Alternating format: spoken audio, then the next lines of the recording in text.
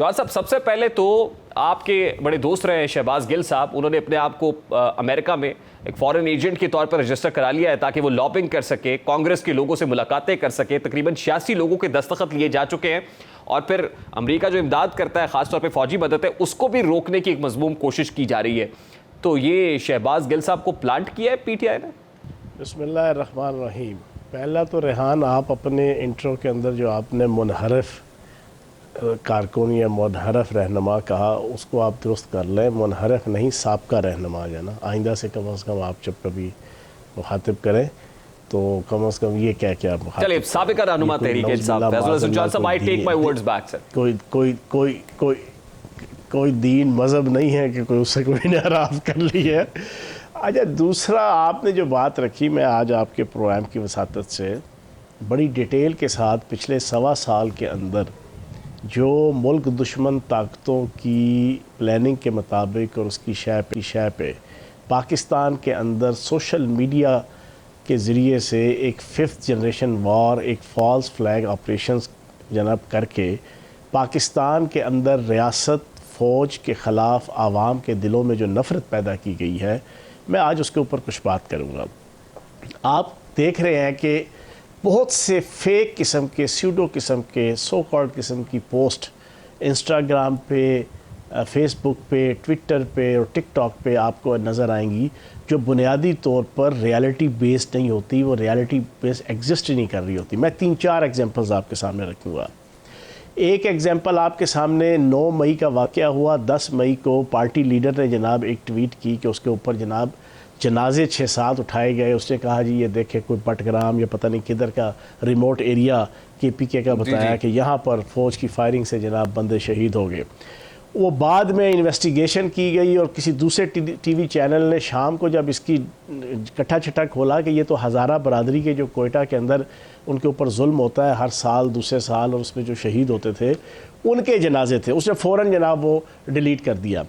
दूसरी एग्जांपल आपके सामने रखूँ, 9 मई वाले दिन शाम को एक फ़ोटो चलाई जाती है बर्मा के बॉर्डर के ऊपर। जनाब वो कुछ लोग जो है ना वो तारकीन वतन बर्मा में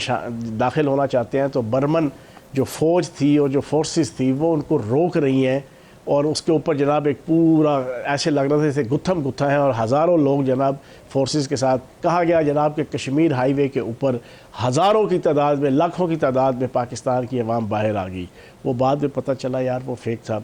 फिर तीसरी मिसाल आपके सामने, पार्टी लीडर जनाब बड़े ही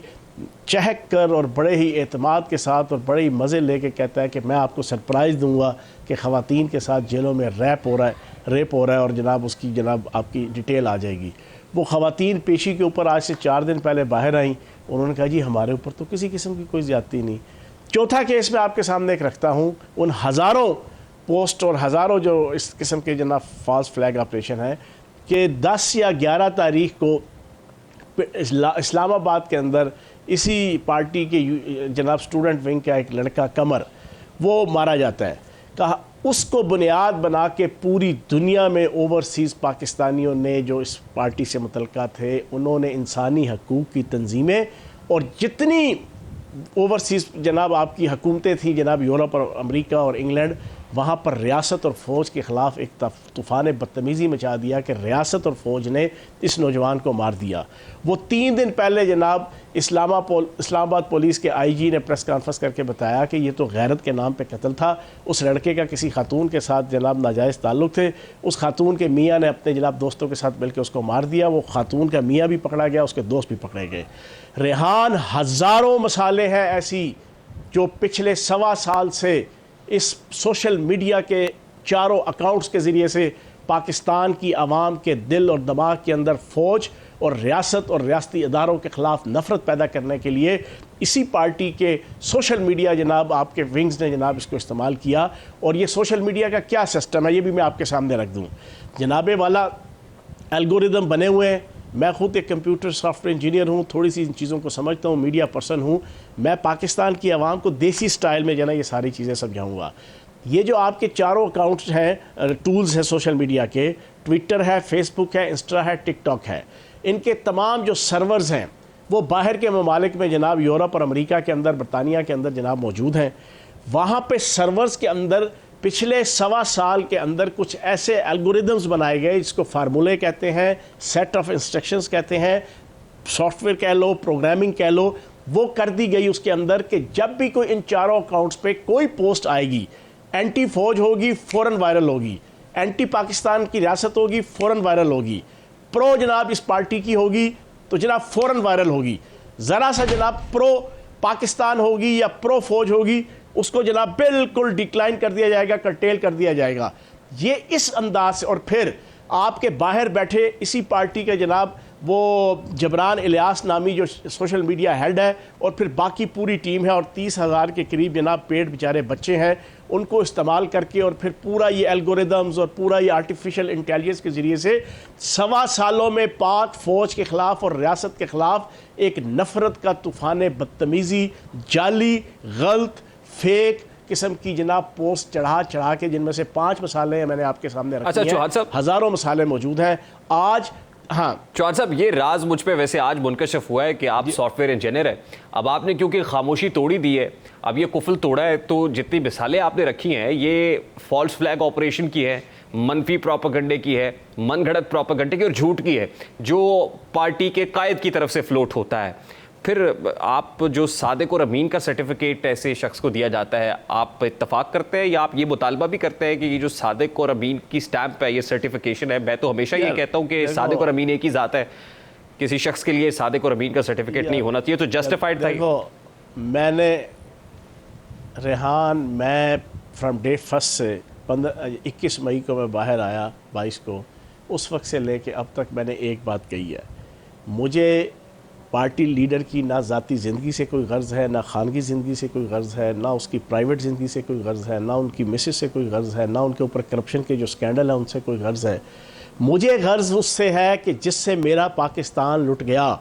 जिससे मेरी धरती माँ लुट गई, जिससे मेरे मुल्क की फ़ौज और रियासती अदारों को पूरी दुनिया के अंदर बदनाम कर दिया गया, जिसकी वजह से पाकिस्तान कमज़ोर हुआ, जिसकी वजह से पाकिस्तान की इकानमी और मईशत का सत्यानाश हुआ। फिर जो चीज़ें मैं समझता और जानता था और मुझे महसूस होती थी उस वक्त, जो हराम मुदाखलत थी, आज वो अमरीकी मुदाखलत हलाल हो जाएगी। और फिर इंसानी हुकूक की बात की जा रही है कि पाकिस्तान में इंसानी हुकूक की खिलाफ वर्जियाँ हो रही हैं,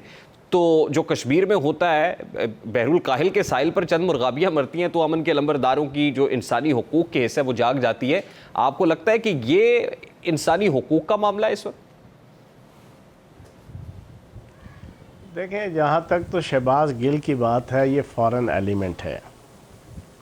मैं इस लफ्ज़ से लोग बहुत कुछ समझ जाएंगे, वो फॉरेन एलिमेंट है। उसका एक एजेंडा था,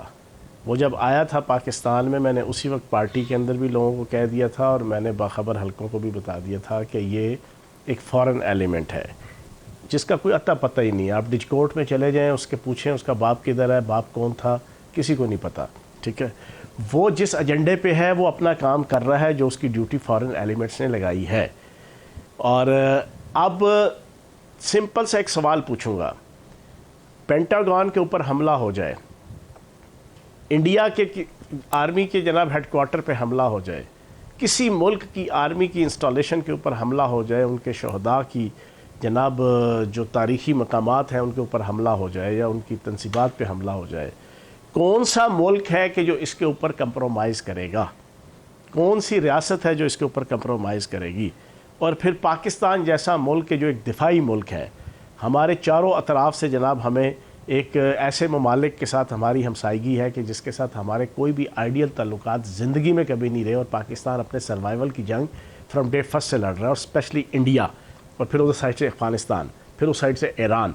तो कहने का मकसद ये है कि पाकिस्तान की आर्मी के जो पाकिस्तान की मिडिल क्लास की एक नुमाइंदा अदारा है, जहां मेरे और आप जैसे पढ़े लिखे middle class, upper middle class, lower middle class, हत्ता के पुअर क्लास के बच्चे वो मेरिट के ऊपर सेलेक्ट होके लेफ्टिनेंट से लेके जनरल तक जो है ना वो पहुंचते हैं। वो अदारा जो पाकिस्तान की सरहदों की हिफाजत करता है, जो वो अदारा जिसके बच्चे और जवान वो ख़त अव्वल के ऊपर, बॉर्डर के ऊपर जो है वो हमारी पूरी कौम की जनाब वो नुमाइंदगी करते हुए वो जागते हैं और हम सोते हैं। आज भी मेरा बच्चा जो है वो राजस्थान के बॉर्डर के ऊपर जो है वो ड्यूटी दे रहा है और वो जागते हैं और मैं सोता हूँ और पूरा पाकिस्तान सोता है, और इस तरह लाखों बच्चे हैं जना जो पाक फौज के और जवान हैं और अफसर हैं, अगर उनके ऊपर हमला हो और हमले की बुनियाद पे अगर किसी किस्म की कोई एक्टिविटी हो, तो शहबाज गिल जैसा फॉरेन एलिमेंट वो वहाँ जाके ये लॉबिंग करे कि पाकिस्तान के ऊपर पाबंदी लगाई जाए,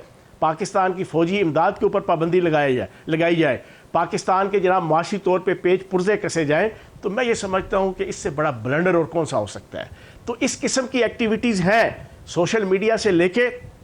फिर जनाब आपकी ओवरसीज़ पाकिस्तानियों की जो सारी एक जनाब पूरी लॉट है कि जो रियासत को और पाकिस्तान के रियासती अदारों को और पाकिस्तान की फ़ौज को बदनाम करने के एजेंडे पे 1.25 साल से थी और अच्छी खासी कामयाब हुई है। मेरे कागज़ों से पूछें, मैं एक अवामी आदमी हूँ और सारी चीज़ें देखता हूँ, सोशल मीडिया इलेक्ट्रॉनिक मीडिया में एक्टिव तरीन हूँ। मैं आपको सच्ची बात बताऊँ, मैंने अपनी पूरी लाइफ में मुल्क दुश्मन ताकतों को इतना कामयाब नहीं देखा जितना मैंने इस पिछले 1.25 साल के अंदर उन्हें देखा कि उन्होंने पाकिस्तान की आवाम इस वक्त जनाब जिन हालात के अंदर है, और ये हमारा चैलेंज है, आपके लिए चैलेंज है, मेरे लिए चैलेंज है कि हमने उस 5th जनरेशन वॉर में दोबारा मुल्क दुश्मन ताकतों को शिकस्त देनी है, जिसने पाकिस्तान की हकीकी आज़ादी के नाम पर, जिसने पाकिस्तान के मुहिब्बे वतन शहरियों को बुनियाद बनाकर, जिसने पाकिस्तान के मुहिब्बे वतन नौजवानों को अपना टूल बना के, जिसने पाकिस्तान की सबसे मुहिब्बे वतन जमात कि जिसका हर छोटे लेवल का बड़े लेवल का लीडर जो है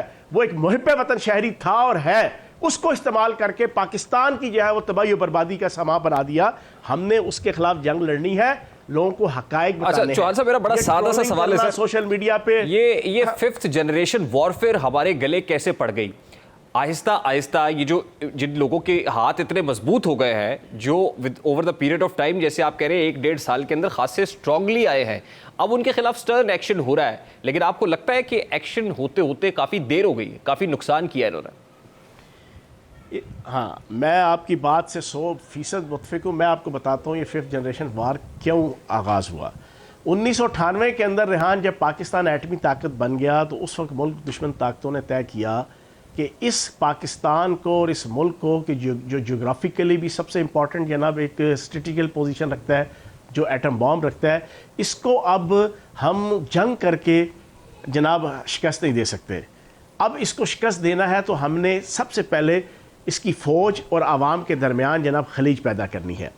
यही खलीज आप देख लें कि यमन, लेबनान, सीरिया, इराक, वहाँ पर पैदा हुई, वहाँ पे फ़ौज कमज़ोर हुई, वो मुल्क तबाह हो गए। मिस्र में फ़ौज मजबूत थी, वो मिस्र आज भी कायम है। इन्होंने पाकिस्तान के हवाले से ये प्लान बनाया कि फ़ौज और आवाम के दरमियान एक खलीज और एक दुश्मनी और एक नफ़रत का माहौल बनाया जाए। आप यकीन जाने उन्होंने 25 साल बड़ा स्मूथली इसके ऊपर काम किया। बड़ी लंबी स्टोरी है, मैं आपके प्रोग्राम के अंदर नहीं अभी इसको बता सकता, लेकिन मैं शॉर्टकट करके इसको मैं आपके सामने रखता हूँ कि उन्होंने इस प्लान को आगे बढ़ाते एंड पे आके ये जो सोशल मीडिया और सोशल मीडिया के अंदर मनीटाइजेशन, एक बात अपने जहन में रख लें, पिछले 3-4 साल 5 सालों में पाकिस्तान में एक मनीटाइजेशन का कंसेप्ट लाया गया।